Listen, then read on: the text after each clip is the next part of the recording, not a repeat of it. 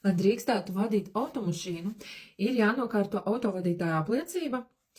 Savukārt, lai laistu pasaulē, rūpētos par bērnu, audzinātu, nekādi kursi un certifikāti nav vajadzīgi, tās esot dabiskās tiesības. Bet ko darīt, ja vecāks ir klaidumšs, naivs vai nezināšanas dēļ nodarbojas ar šāda veida kaitniecību, regulāru kaitniecību? Mīļās meitenes, mammas, kurš jums ir iemācījis šādu rīcības modeli, ka tad, kad bērnam ir paaugstināta temperatūra, niķis, drūdzis vai kaut kas sāp, ka viņam ir jādod no naftas sintezēti ķīmiskie, sintētiskie preparāti? Vai temperatūra pati par sevi ir slimība, vai tas ir organisma dabiskais mehānisms, lai palīdzētu pats sev? Kāpēc jūs gribat maskēt simptomus? Kāpēc jūs regulāri nodarbojaties ar simptomu maskēšanu? Jūs dzīvē arī nerisināt problēmas saknē, bet mēģināt paslaucīt tās zem paklāja, no acīm, prom, izlikties, ka to nav. Jā, vairums tā dara, vairums lieto apreibinošas vielas, lai radītu sev ilūziju, ka viņiem nav kaut kādu viņu pašu radītu problēmu. Jūs to pašu, lietojot šos te sintētiskos sīrupiņus, darat ar saviem bērniem.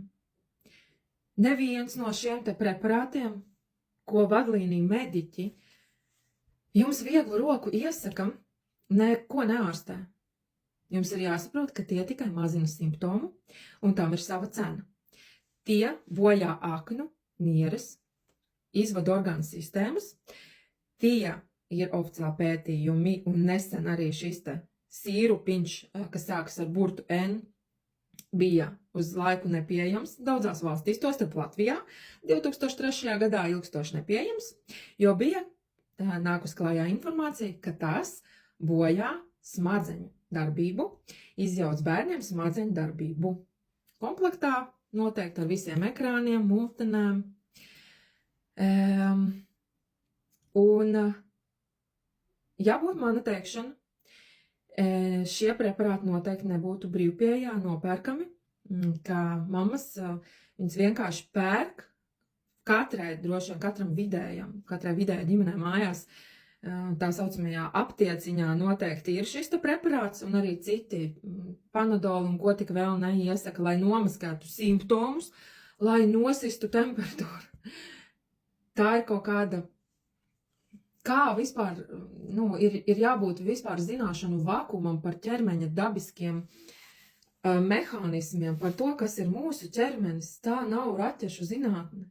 Katrai mammai būtu pienākums saprast, kas ir veselība, kas ir slimība. Jūs nezināt, ar ko lai sākt? Uzrakstiet man, es jums nosūtīšu drukātā formā, izlasīsiet 14 lapuses, jums viss būs skaidrs. Bet jūs varat arī pati tikt skaidrībā, kas ir veselība, kas ir neveselība, kā organisms signalizē, ka kaut kas nav kārtībā. Hei, ja bērns slimo ik pa 2-3 nedēļām vai pat katru mēnesi, tas nav ok.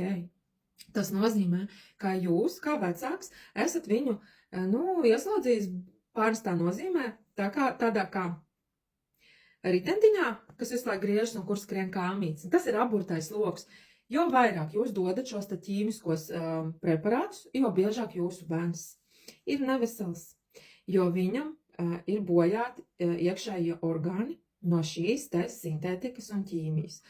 Un es te tagad pilnībā necelāju to sadaļu, kas ir pusfabrikātu pārtika, makaroni, manā putras, viss šis te pilnīgi bezjēdzīgais kuņģa pieblietēšanas ēdiens, kas pārsvarā ir mums lielveikalos nopērkams, izņemot augļu dārzeņu stendus. Visas šīs te gaļas, olas, Zviedrijā, piemēram, tagad visi cāļi ir mākslu imunizēti, jūs vairs, kuri dzīvo tātad Zviedrijā, viņiem vairs nav pieejami. Plus, mīnus, normāli, kā tur cāļi, gaļi, kur tur skatās tos proteīnus uzņemtos dienā, jā. govis, cūkas, viss tas, tie dzīvnieki, viņi ir ļoti sapičkāti, industriāli audzētie. Tas ir nereāls toksiskais loks organismam. Bet brīnīties, ka bērns slimo un turpināt dot šos te ķīmiskos preparātus. Tā ir reāla kaitniecība un nezināšana neatbrīvo no atbildības. Es zinu, par ko es runāju, man pašā ir 4 bērni, un man mājās nav neviena sintētiskā preparāta. Lai es kaut ko tādu iedotu, man neceļās roka. Ja bērnam, piemēram, ir klepus, es zinu, kas ir klepus, ko tādā veidā caur gļotādām organismus cenšas atbrīvot, tas pats arī iesnas. Man ir preparāti, dabiski preparāti, tas ir 3 dienu maksimums jautājums. Starp citu, ir viens līdzeklis, ko ir gadiem izstrādājis zinātnieks, viņš testēja, mēģināja, kā komponenti viens ar otru sinerģiski strādā, izstrādāja tādu līdzekli, un Latvijā tas nemaz nav nopērkams, jo pārāk labs, kā es saku, cigaretes, grādīgie dzērieni, pilni plaukti brīvpieejā, bet šāds imunitāti paceļošs līdzeklis ir jāsūt no Vācijas, jo Latvijā mēs viņu nopirkt nevaram. Tā rūpēs par mūsu veselību. Un, ziniet, arī šie te kakla, klepus sīrupi, kāds vāra vai ir iecienījis priežu ķiekuršs sīrups. Šie te cukurotie, ja, sīrupi, pārvārītie, ja kaut ko ilgstoši vāra, tā ir vienkārši fizika.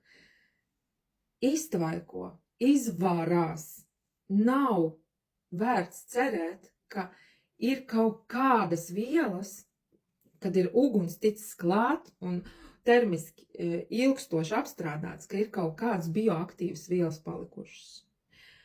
Tas arī ir tāds drīzāk kaut kāds placebo variants, ja, šie te cukurotie klepus sīrupi.